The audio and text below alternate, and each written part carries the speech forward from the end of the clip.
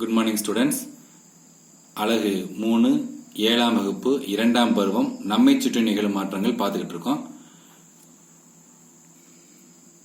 இந்த வீடியோவில் நம்ம என்ன பார்க்க போறோம் அப்படின்னா இயற்பியல் மாற்றங்கள், நிலை மாற்றங்கள், இது ரெண்டை மட்டும் பற்றி டிஸ்கஸ் பண்ண போறோம். போன வீடியோவில் நான் ஏற்கனவே சொன்னேன், அடுத்த வீடியோவில் தான் பார்க்க போறோம் அப்படின்னு. ஸோ இயற்பியல் மாற்றங்கள் அப்படிங்கிறத பற்றி நம்ம பார்ப்போம். பொதுவாக இயற்பியல் மாற்றங்கள்னா என்ன அப்படின்னு சொல்றாங்கன்னா, ஒரு பொருளோட வேதியியல் இயல்பில் எந்த ஒரு மாற்றத்தையும் நிகழ்த்தாமல் அப்பொருளின் இயற்பியல் பண்புகளில் மட்டுமே ஏற்படும் மாற்றங்கள். அதாவது வேதியியல் இயல்புல எந்த விதமான மாற்றமும் இருக்காது, அதோட இயற்பியல் பண்புகளில் மட்டும் மாற்றங்கள் ஏற்படும். அதுக்கு தான் என்னது இயற்பியல் மாற்றங்கள் என்று பேர். அது என்ன சார், வேதியியல் இயல்புனா என்ன, இயற்பியல் பண்புனா என்ன, அது முதல்ல டிஃபைனேஷன் தெரிஞ்சால் தான் நம்ம இதை ஒத்துக்க முடியும். ஸோ அதுக்கு தெரிஞ்சிருக்க முடியும். இயற்பியல் மாற்றங்கள்லாம் ரொம்ப ஒரே ஒரு சின்ன இது பண்ணிக்கங்க. இயற்பியல் மாற்றங்கள்ல எந்த விதமான புதிய பொருள் உருவாகாது, அதை மட்டும் மைண்ட் பண்ணிக்கங்க. இயற்பியல் மாற்றங்கள்ல எந்த விதமான புதிய பொருள் உருவாகாது. சரி, இயற்பியல் பண்புகள்னா என்ன சார்? இயற்பியல் பண்புகள்னா இங்க என்ன கொடுத்திருக்காங்க பாருங்க. ஒரு பொருளோட பளபளப்பு, தகடாகும் தன்மை மற்றும் மெல்லிய கம்பிகளாக இழுக்கக்கூடிய பண்பு, அடர்த்தி, பாகுத்தன்மை, கரைதிறன், நிறை, பருமன், இந்த பண்புகள் எல்லாமே என்னது இயற்பியல் பண்புகள் தான். இப்போ ஒரு தங்கம் இருக்கு, தங்கம் கட்டியா இருக்கு, அதை உருக்கி நம்ம இழுக்கிறோம்னு வச்சுங்களேன், அதாவது அதோட இயற்பியல் பண்பு. இழுக்கிறதுனால தங்கம் தான் இருக்கும், தங்கம் வேற எதுவும் மாறிடாது. சரிங்களா? இப்போ பளபளப்பு இருக்குன்னு வச்சுக்குவோம், பளபளப்பு வெள்ளி இருக்குன்னு வச்சுக்கோங்க. வெள்ளி தங்கம் ஒவ்வொரு இடத்துலையும் ஒவ்வொரு மாதிரி இருக்கும். சிலது நல்ல பயங்கர எல்லோவா இருக்கும், சிலது கொஞ்சம் பளபளப்பு கம்மியா இருக்கும். இதெல்லாம் இயற்பியல் பண்பு. புதுசா வாங்கும்போது தங்கம் பார்க்கும்போது பலன்னு இருக்கும். ஒரு வருஷம் போட்டாச்சுன்னா அது கொஞ்சம் அதோட பண்புல மாற்றம் ஏற்படும். ஸோ அதெல்லாம் இயற்பியல் பண்புல தான் வரும் பெரும்பாலும். சரிங்களா? அதுக்கடுத்து நம்ம கரைதிறன் சொல்றோம்ல, அந்த கரைதிறன் எல்லாமே இயற்பியல் பண்பு தான். கரைதிறன் எப்படி இயற்பியல் பண்பு நம்ம சொல்லலாம் அப்படின்னு பாத்தீங்கன்னா, ஒரு தண்ணி இருக்கு, உப்பு இருக்கு, உப்பை கரைச்சோம்னு வச்சுங்களேன், அது உப்பு கரைசலா மாறிடும். அந்த மாற்றம் பெரிய, மறுபடியும் நம்ம உப்பை தனியா கூட எடுத்த முடியும். ஹீட் பண்ணோம்னா நம்ம வடிகட்டும் பொழுது உப்பை தனியா பிரிச்சிட முடியும். ஸோ அது இயற்பியல் பண்புல தான் வரும். ஸோ இந்த மாதிரியான பண்புகள் எல்லாமே எதுல தான் வரும்? இயற்பியல் பண்புகள் தான் வரும். அதுக்கு தான் இங்க ஒரு அருமையான எடுத்துக்காட்டு கொடுத்துருக்காங்க. ஒரு ரப்பர் வளையத்தை எடுத்துக்கிறோம், ரப்பர் பேண்ட் எடுத்து நீட்டணும்னு வச்சுங்களேன், அது என்ன ஆகும்? அப்படியே நல்லா எக்ஸ்பேண்ட் ஆகும், நீளும். அப்ப கொஞ்ச நேரம் கழிச்சு விட்டுட்டோம்னா என்ன ஆகும்? மறுபடியும் பழைய இடத்துக்கே வந்துடும். அப்ப அது என்ன மாற்றமா இருக்கும்? அதான் இயற்பியல் மாற்றம். ஸோ இந்த இதுல இருக்கக்கூடிய எதுல எந்த பண்புல வரும்? அது மெல்லிய கம்பிகளாக இழுக்கக்கூடிய நீளுமையில வரும். ஸோ அந்த நீள்மை பண்பு இருந்துச்சுன்னா அது என்ன மாற்றம் தான்? இயற்பியல் மாற்றம் தான். இங்க பாருங்க, பல்பு பாருங்களேன், பல்பு இருக்கு, பல்பு இங்க அணைஞ்சிருக்கு, பல்பு இங்கே போட்டோன்னா பல என்ன ஆகுது? ஒரு மாதிரி வெளிச்சம் கொடுத்துட்டு மறுபடியும் ஆஃப் பண்ணோம்னா என்ன ஆயிரும்? மறுபடியும் இதே இடத்து மாதிரி வந்துடும். ஸோ இந்த பண்பு என்னதான்? இயற்பியல் பண்பு தான். சரியா? வடிவம் கலர் கொடுக்கறதுலாம் இயற்பியல் பண்புல தான் வரும். ஸோ இயற்பியல் பண்புனா ஓரளவுக்கு என்னங்கிறது ஓரளவுக்கு தெரிஞ்சிருக்கும். அதோட மெயினான கேரக்டர்ல மாறாம இந்த இயற்பியல் பண்புகள் எதுவும் மாற்றங்கள் நிகழ்ந்துச்சுன்னா தான் சொல்லலாம். இன்னும் ரொம்ப சொல்ல போனா, ஒரு விளக்கமாத்து குச்சி இருக்குன்னு வச்சுங்களேன், விளக்கமாத்து குச்சி ஒன்று எடுத்துக்கிறேன், அதை எடுத்துட்டு மறுபடியும் அதை பெரிய குச்சியா இருக்கு, அதை எடுத்து உடைக்கிறேன்னு வச்சுக்கோங்க, அது சின்ன குச்சியா மாறும். அது என்னன்னு கேட்டா அதுவும் நீங்க என்னதான் சொல்லுவீங்க? அது விளக்கமாத்து குச்சி தான் சொல்லுவீங்க. இல்ல சார், இது பாதியாக உடைக்கப்பட்ட விளக்கமாத்து குச்சி அப்படின்னு சொல்ல போறது இல்ல. சரியா? அதே மாதிரி தான் இயற்பியல் பண்புகள் எந்த மாற்றமும் இல்லாம வேதியியல் பண்புகள் எந்த ஒரு மாற்றத்தை நிகழ்த்தாம இயற்பியல் பண்புகள் மற்ற மாற்றங்கள் தான் இயற்பியல் மாற்றங்கள். இப்ப நம்ம இதுல இயற்பியல் மாற்றத்தின் பண்புகளை பத்தி பார்ப்போம். ஏற்கனவே நான் சொன்ன மாதிரி புதிய பொருள் எதுவுமே உருவாகாதுப்பா, வேதியியல் இயல்புல எந்த மாற்றமும் நிகழாதுப்பா. புதிய பொருள் எதுவும் உருவாக பாருங்க, பனிக்கட்டி உருகுதல் அப்படிங்கிறது என்ன அப்படின்னு மாற்றம்? இயற்பியல் மாற்றம். ஏன்னு கேளுங்களேன், பனிக்கட்டி இருக்கு, பனிக்கட்டியில என்ன இருக்கும்? நீர் தான் இருக்கும் உள்ளுக்குள்ள. பனிக்கட்டியை வெளியில எடுக்கும் போது என்ன ஆகும்? உருகி நீரா மாறும். அந்த நீர்ல நீர் தான் இருக்கும். சோ பனிக்கட்டியிலையும் நீர்லயுமே என்னதான் இருக்கும்? நீர் தான் இருக்கும். எந்த விதமான புதிய பொருளும் உருவாகாது. சோ அது ஒரு இயற்பியல் மாற்றம். அடுத்து ரெண்டாவது பாயிண்ட் என்ன சொல்றாங்க அப்படின்னா, இயற்பியல் மாற்றம் என்பது தற்காலிகமானது, மீள்தன்மை கொண்டது. இயற்பியல் மாற்றம் தற்காலிகமானது, மீள்தன்மையான திரும்ப அதே மாதிரி பழைய இடத்துக்கு வந்துடும். இப்ப ரப்பர் பேண்டை எடுத்து நீட்டுறோம், அது கொஞ்சம் தற்காலிகம் விட்டோம்னா மறுபடியும் பழைய மாதிரி வந்துடும். ஸோ அதைத்தான் இங்க சொல்றாங்க. இதுங்க என்ன சொல்றாங்க? நீர் இருக்குல்ல, நீரை வெப்பப்படுத்துறோம், சூடுபடுத்தும் போது என்ன ஆயிருது? அது ஆவியா மாறுது, நீராவியா மாறுது.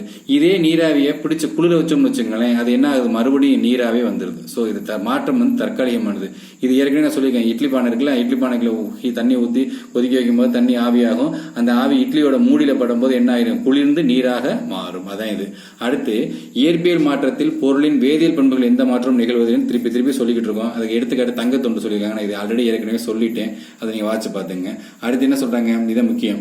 இயற்பியல் மாற்றத்தில் பொருளின் வண்ணம், வடிவம், அளவுகளில் மாற்றம் நிகழலாம். வடிவத்திலையும் மாற்றம் நிகழலாம், வண்ணத்திலையும் மாற்றம் நிகழலாம், அளவுகளிலேயும் மாற்றம் நிகழலாம். இந்த மாதிரி எல்லாம் மாற்றம் நிகழ்ந்தா அது என்ன மாற்றம் தான் இயற்பியல் மாற்றம். இப்ப பட்டன் இருக்குல்ல, கலர் கலர் பட்டனா இருக்கு வச்சுக்கோங்க, அது என்ன மாற்றம்? இயற்பியல் மாற்றம். இப்ப வீட்டுல காய்கறி எடுத்து விடுறாங்க, அம்மா வந்து கத்திரிக்காய் இருக்கு, கத்திரிக்காயை துண்டு துண்டா வெட்டுறா, ஃபர்ஸ்ட் கத்திரிக்காய் அவன்கிட்ட காட்டுறாங்க, என்னன்னு சொல்லுவோம்? நீ கத்திரிக்காய்னு சொல்லுவேன். அதை துண்டு துண்டா வெட்டிட்டு இது என்னன்னு கேட்டா என்ன சொல்லுவோம்? நம்ம கத்திரிக்காய்னு தான் சொல்லுவோம். அதே மாதிரி தக்காளியை காட்டுறாங்க, துண்டு துண்டா வெட்டிட்டு என்னன்னு கேட்டா என்ன தான் சொல்லுவோம்? தக்காளி தான் சொல்லுவோம். இப்ப இந்த அம்மா ஒரு பலூன் இருக்கு, பலூன் சாதாரணமா இருக்கும்போது பலூன் தான் சொல்லுவோம். ஊதிட்டு காட்டினாலும் அதையும் நம்ம என்னதான் சொல்லுவோம்? பலூன் தான் சொல்லுவோம். சோ அதோட இயற்பியல் மாற்றம் அப்படிங்கிறது வண்ணம், வடிவம், அளவுகள். வண்ணம், வடிவம், அளவுகள்ல எந்த விதமான மாற்றம் நிகழ்ந்தாலும் அது வந்து இயற்பியல் மாற்றம் தான். சரிங்களா? இப்ப நம்ம அடுத்து நம்ம பார்க்க போறது நிலை மாற்றம், changes of state. Changes of state, அதாவது இதுல வந்து நம்ம பொதுவாக எதை பார்க்க போறோம்? நீரோட நிலை மாற்றத்தை தான் பார்க்க போறோம். நீர் வந்து என்ன வெப்பப்படுத்துறதுனாலயோ அல்லது குளிர்விக்கிறதுனாலயோ என்னென்ன மாதிரியான மாற்றங்களை உருவாக்குது, என்னென்ன மாதிரியான நிலை மாற்றங்களை உருவாக்குது அப்படிங்கறத நம்ம டீட்டெயிலா பார்க்க போறோம். இந்த வீடியோவில் நம்ம அது என்னென்ன மாற்றங்கள் உருவாகுதுன்னு சிம்பிளா பார்ப்போம். அடுத்தடுத்த வீடியோவில் அதை பத்தி டீப்பா நம்ம அனலைசிஸ் பண்ணுவோம். இந்த மாற்றங்கள் பாத்தீங்களா, ஒரு நீரை வந்து நீரோட நிலை மாற்றங்கள் என்னென்ன கொடுத்துருக்காங்கன்னா ஒரு 5 இது கொடுத்துருக்காங்க. இப்போ மெயினா நீங்க தெரிஞ்சுக்க வேண்டியது உருகுதல், ஆவியாதல், உறைதல், ஆவி சுருங்குதல், பதங்கமாதல். இதை நான் ரொம்ப சிம்பிளா சொல்லிடுறேன், அடுத்த வீடியோல டீப்பா போவோம். உருகுதல் என்ன சொல்லிருக்காங்க? திண்மத்தில் இருந்து திரவத்திற்கு மாறும். வெப்பப்படுத்தும் முக்கோணம் போட்ட வெப்பப்படுத்துறோம்னு அர்த்தம். தண்ணீரை வெப்பப்படுத்தும் போது என்ன? திண்மத்தில் இருந்து திரவத்திற்கு மாறுது. இப்ப பனிக்கட்டி இருக்குல்ல, பனிக்கட்டி வந்து எடுத்து ஃப்ரிட்ஜ்ல இருந்து வெளியில வச்சா வெப்பத்தை எடுத்துக்கிட்டு என்ன மாறும்? திரவமா மாறும். அடுத்து ஆவியாதல், அதுக்கு வெப்பம் தான். திரவத்தில் இருந்து வாயுவிற்கு மாறுவது, தண்ணியை கொதிக்க வச்சா நீராவியா மாறுது பத்தி, அதுதான் ஆவியாதல். அடுத்து உறைதல், இதுக்கு குளிர்விக்கிறோம். குளிர்விக்கிறது என்னது? உறைதல் என்னது? தண்ணி இருக்குல்ல, திரவத்திலிருந்து திண்மத்திற்கு மாறுது. அந்த தண்ணியை எடுத்து நம்ம ஃப்ரீசர்ல வச்சுட்டோம்னு வச்சுங்களேன், அது கூலிங் ஆகி என்ன ஆகும்? ஐஸ் கட்டியா மாறிடும். சோ அதுதான் உறைதல். அடுத்து ஆவி சுருங்குதல், இதுதான் இட்லி பானை. அந்த நீராவிலிருந்து கிடைக்கும் வாயுவிலிருந்து திரவத்திற்கு மாறுவது. வாயு தண்ணி இப்போ இட்லி பானைகளை தண்ணியை கொதிக்க வைக்கும் போது என்ன, தண்ணி மேலே போய் மூடியில பட்டோன்னே அந்த வாயு நீராவி வந்து அந்த இட்லி பானை மூடியில பட்டு குளிர்ந்து என்னவா மாறும்? திரவமா நீர் திவலைகளா மாறுது பத்தி, அதுக்கு பேர் தான் ஆவி சுருங்குதல். இதுக்கு குளிர்வித்தல். அடுத்து முக்கியமானது பதங்கமாதல். பதங்கமாதலுக்கு ஹீட் தான். இது என்னது? திண்மத்திலிருந்து வாயுவிற்கு மாறுவது. திண்மத்திலிருந்து டைரக்டா வாயுவிற்கு போயிடும். எடுத்துக்காட்டு கற்பூரம். கற்பூரத்தை எடுத்து வெளியில வச்சா கொஞ்ச நேரத்தில் காத்துல கரைஞ்சு காணாம போயிடும். அதாவது திண்மத்திலிருந்து வாயுவிற்கே போயிடும், காத்தோட காத்தா கலைஞ்சிடும். அதுக்கு பேர் பதங்கமாதல். சோ நீரோட நிலைமாற்றம் எப்படின்னு பாத்தீங்கன்னா உருகுதல், ஆவியாதல், உறைதல், ஆவி சுருங்குதல், பதங்கமாதல். இந்த 5ல இந்த உருகுதல், ஆவியாதல், பதங்கமாதல் இருக்கு பாத்தீங்களா, இந்த 3 வெப்பம் செலுத்தப்படும் நிகழ்வு. இது 3 நம்ம வெப்பம் கொடுக்கிறோம், வெப்பத்தை கொடுக்கிறோம். சோ வெப்பம் செலுத்தப்படும் நிகழ்வுக்கு பேர் என்ன அப்படின்னு கேட்டீங்கன்னா வெப்ப கொள் நிகழ்வுகள். எப்படி?